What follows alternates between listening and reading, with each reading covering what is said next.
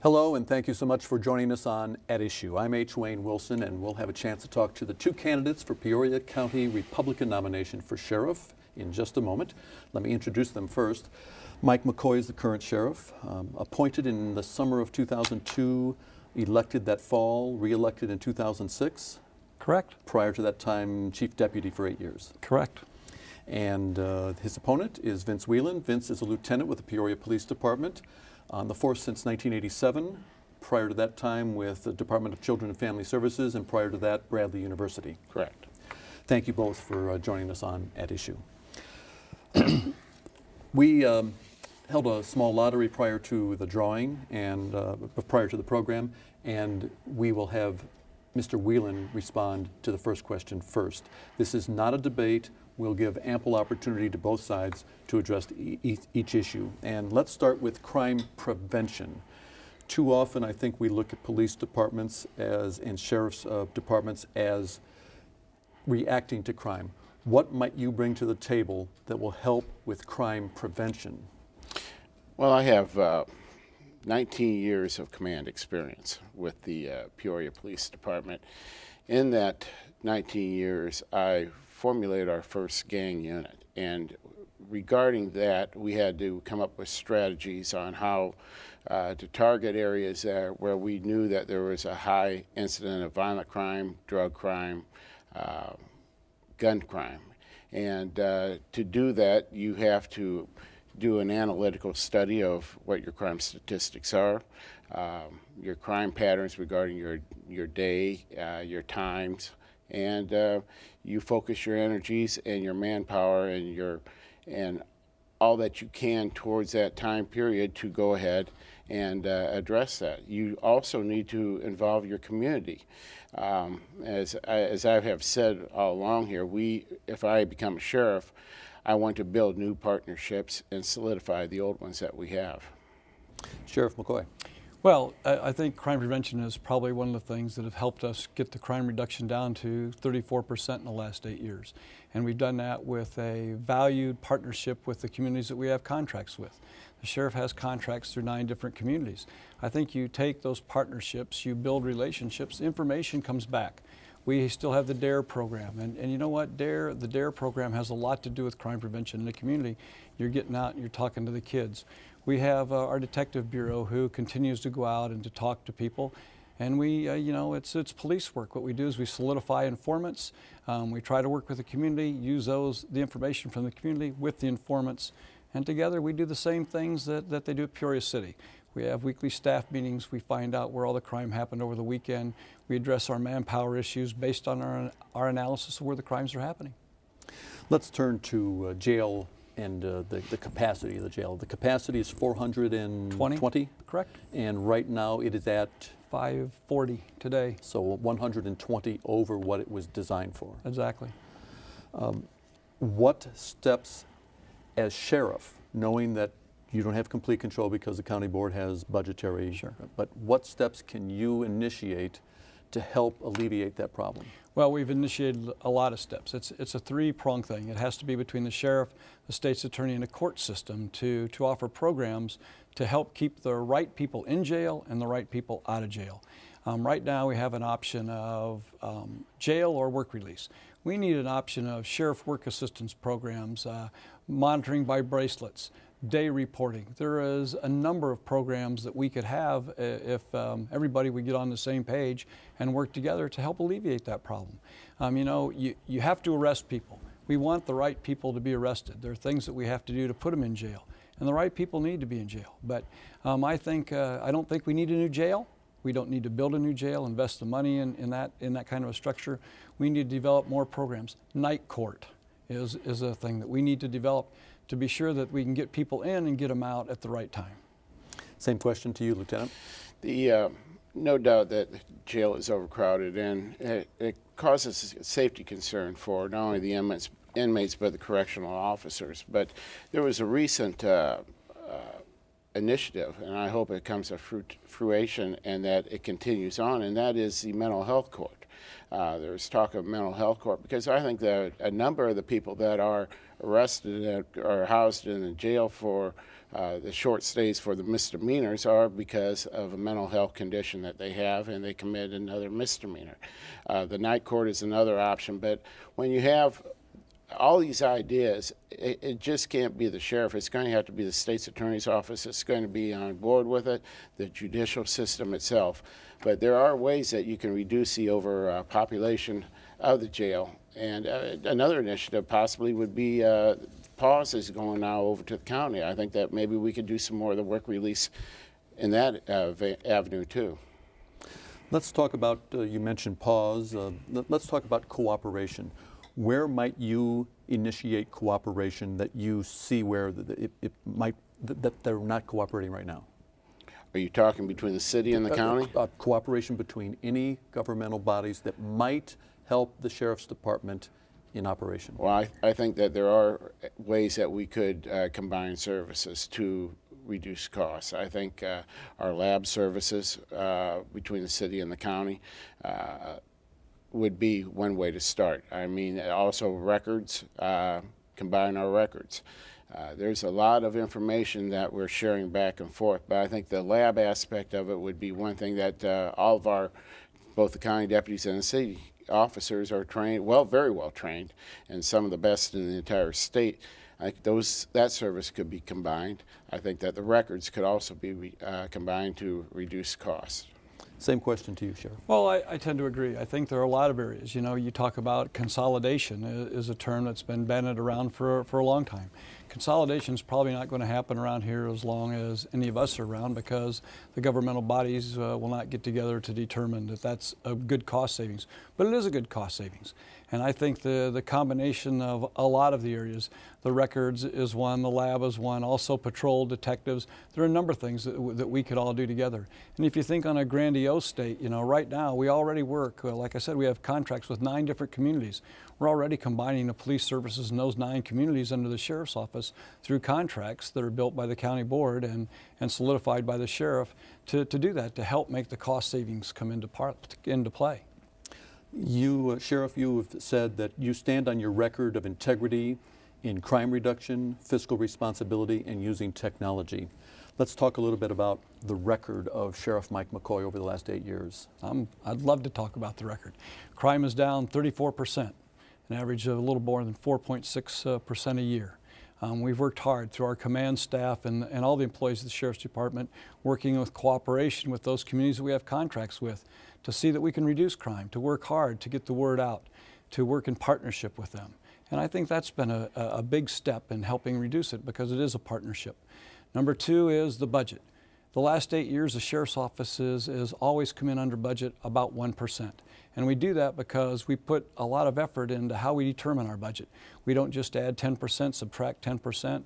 We do a zero-based budget every year, and we list out where we need our money, how we're going to spend our money, and what we forecast. It takes us a long time to do that, and I'm proud of the budget process. It's saving the taxpayers' dollars. And technology, we've made huge strides in technology in the last 4 years. We have a new computer system in the jail, how we book people. We have a new computer system with our technology people and communications between the courthouse and the jail. We've just initiated, we've got twice as big our video bonding system, which allows us not to transport so many people from the jail down to the courthouse. And the new thing, technology-wise, we have coming is the new video visitation, where instead of having 250 to 300 people in the jail every night or every 3 times a week to visit prisoners, we have 10 stations. People are going to be able to come up to about 16 or 18 hours a day to visit inmates. So technology is, we're taking the huge steps into the technology area that we're proud of. Lieutenant, what's your take on the record over the last 8 years? Well, one of the points that I have been bringing up when the multiple forums that we've had, the reason why I am running for sheriff is because I think that there have been systematic reoccurring failures within the Sheriff's Department. And I think that those systematic failures have caused a risk to public safety. I also think that leads to questions regarding supervision, direction, and leadership. And that was the reason why I ended up putting my name in for the sheriff's candidate. Some specifics on where you think that's occurred? Well, I think that we've had there have been numerous improper releases that have occurred. There's also been some medical concerns that have occurred within inmates. There have been several that have died, and it's not the sheriff's fault, of course, but I mean, medical care is an issue there.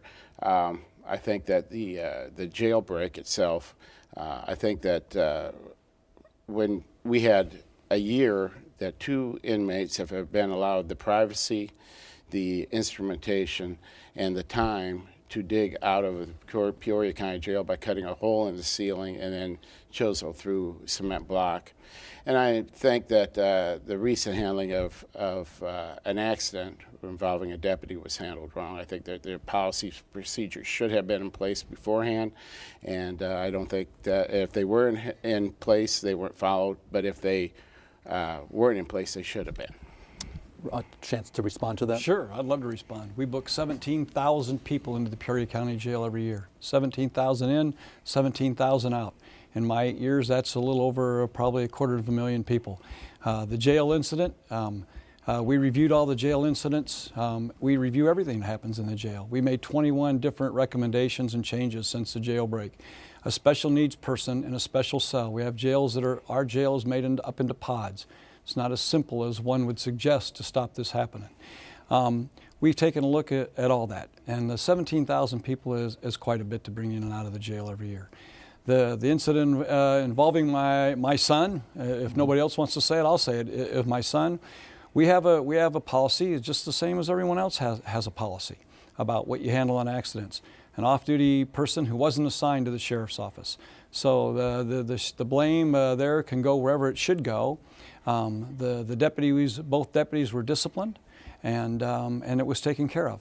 As a leader, you know, you can't forecast everything, but a good leader sees what happens, takes that information and makes things better. And that's what I've done. That's what the command staff at the sheriff's office has done. We've taken these incidents, 2 incidents in 8 years. I'll rest on that record. An opportunity to respond to that? I have no response. Oh, okay. Let's turn to the budget. Earlier, the sheriff mentioned the budget, and what do you think you can bring to the table regarding the budget that will make it more effective than he has done? It'll be some fresh eyes to look at what you currently have as far as your staffing levels, your manpower, both in the jail and as far as the sheriff's office itself. I think that what I would do is I would immediately take a look at all contracts that are currently provided to the sheriff's office and what contracts the sheriff's office provide to the communities. If those contracts are not providing the best, so to speak, bang for the buck, take a look at, revisit them, and see what you can do in order for those to become more cost effective on both avenues. Also, I think that you also are going to have to get the public involved more, because we're expected to do more with less. That's not only in the county, it's in the city, it's everywhere, private business. And you got to look at the way that you're doing business, look at the best practices, so to speak, and incorporate them. The budget. The budget is a process where the county board sets the total figure. The sheriff is given a number, and you go in and you discuss your budget with the county administrator and his staff. This year we were down right at $2 million. We were cut $2 million, 13.1%. Out of that budget cut, we've lost no men on patrol and no people out of the jail. We've made other staff cuts. We've worked at the courthouse. We've worked, and I think, let me elaborate on that a little bit. The budget for the sheriff's office is a little different than anywhere else. The sheriff has patrol, the jail, civil process, the courthouse, and the airport. So when you put together a budget, we do talk with the communities. The sheriff is a co-employer. The sheriff is also a co-signee with all the contracts with the county board. It's not as easy as revisiting the contracts and trying to make changes. Those are all county board approval things. So the budget, I'm proud of what we've done with the budget. We've been good stewards of the money, and like I said, by the zero-based budgeting that we use at our place, to turn in our budget to the county board, I think we maximize the taxpayers' dollars. Let's turn to transparency. Your opponent has brought up the issue of transparency. Is the Sheriff's Department as transparent as it needs to be? Absolutely. You know what? This sheriff here raised his hand when the jailbreak happened and said, I take responsibility. I'm not the one that checks the jails, but I'm the one that's responsible. We made changes. We've never hid anything. There's Freedom of Information Acts. I'm offended when that comes up, to be personal with you, because it's the same as any police department nowadays. Almost every police department's transparent. Anybody can ask for anything they want, we give it to them. I don't think there's ever anybody that has asked a question about the sheriff's office, asked a question about an incident that's happened, where they haven't got an honest, truthful, and quick response to their question. Might you be able to make the Sheriff's Department more transparent? Yes, I would. I would have an open door policy in which people could come in, we could discuss issues. Regarding the transparency issue, and I relate back to the accident involving his son, I think it was like 10 days before the date of that accident, before it even hit the news media. I know that from what our operation from the city, if that accident would have occurred, it would have been news the very next day. And I just think that for whatever reason, it did not hit, and that was an untimely delay. An opportunity to respond? Absolutely. The person that was involved is an undercover narcotics agent. The undercover narcotics agent that was that day and the next day going to trial on a man who was found guilty and sentenced to life in prison. And it wasn't my decision, it was a decision by several others to keep the original accident out of the paper because he was driving an undercover car. And if that would have been released, then that would have jeopardized the trial of the man that was on trial in federal court. And it wasn't held from anybody, we didn't hide it, it was there just marked no media for the time being. A chance to respond to that? Yeah, I believe though that trial was the next day or so after the accident, or in the very next week, and it was brought out during that trial. Is that not correct? It was 10 days later. We asked for email questions that come into the station, and several people did take the opportunity to ask questions. Let me turn to the lieutenant and ask this question of you. I believe this comes from Martha of Peoria. I believe the city of Peoria laying off policemen is a safety issue. If your collective bargaining unit would have voted to accept a wage freeze, those officers would still be working. Did you vote to freeze your salary? Did I vote to freeze my salary? I wasn't even in attendance. Well, yes, I was in attendance of that meeting, and I voted that we should have stayed with the course, with the contract. And your salary is set how? You're a member of the bargaining unit? By the benevolent, yes. Okay. And did you freeze your salary? I did freeze my salary for 2010, the same as my command staff did and everyone that works under the direction of the sheriff. The bargaining units chose not to freeze their salary. My salary, so it's transparent, is paid by statute and county ordinance.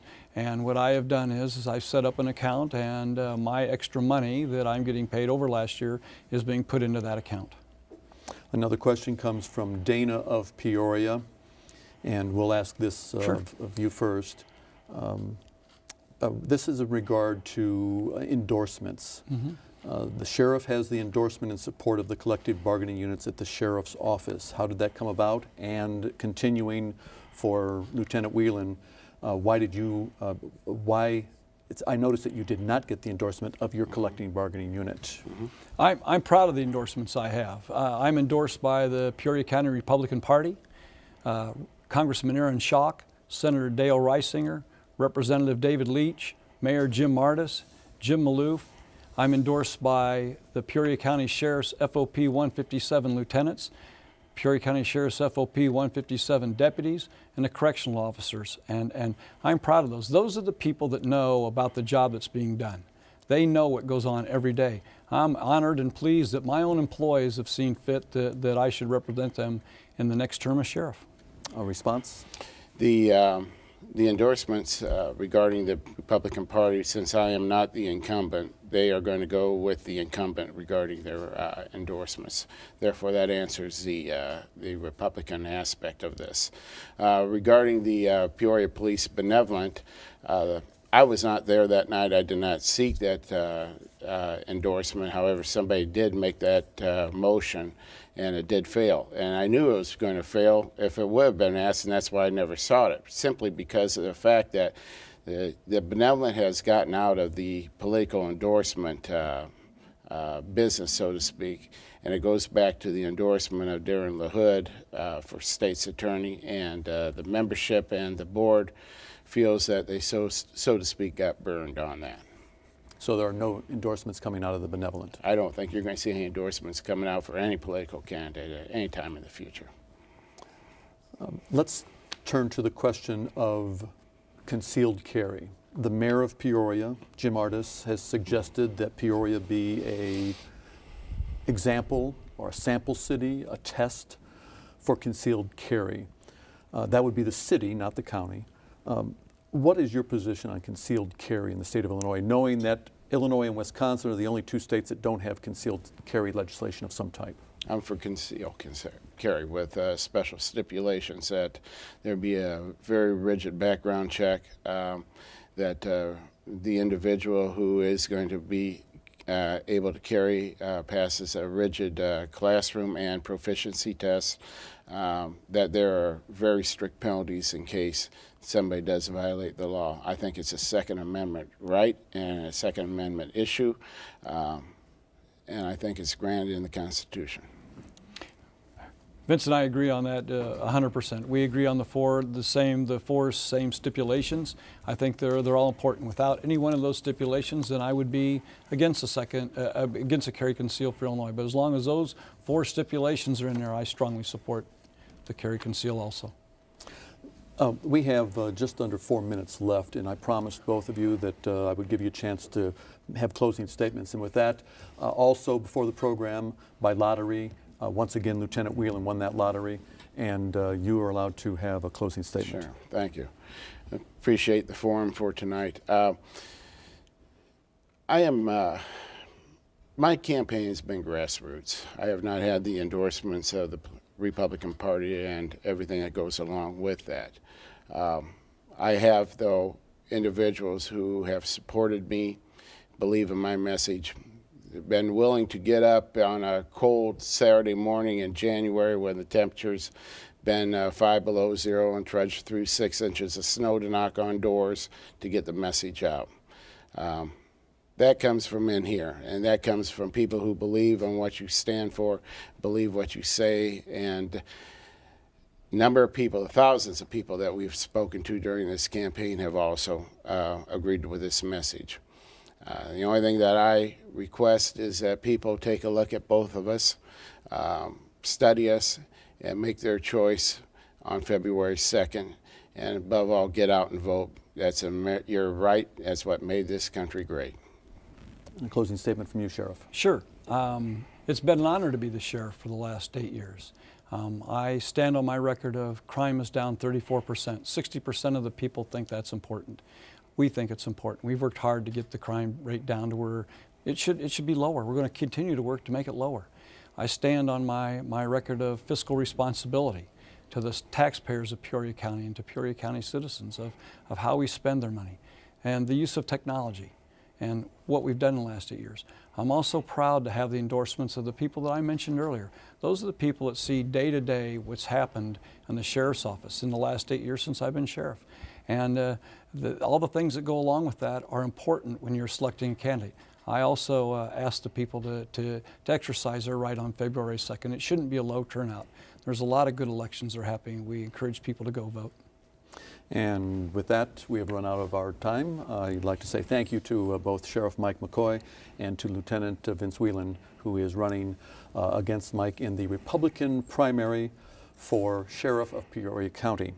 And I will reiterate what both of them said. February 2nd is a primary, but it's just as important as any other election.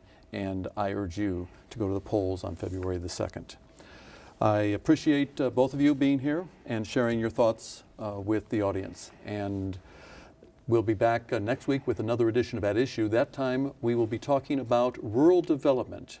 The economy has hit every aspect of American life, but we don't talk about rural problems that much. We're going to be visiting with people from the Stark County Economic Development Department and the Illinois Institute for Rural Affairs and USDA Economic Development. Join us next time on At Issue.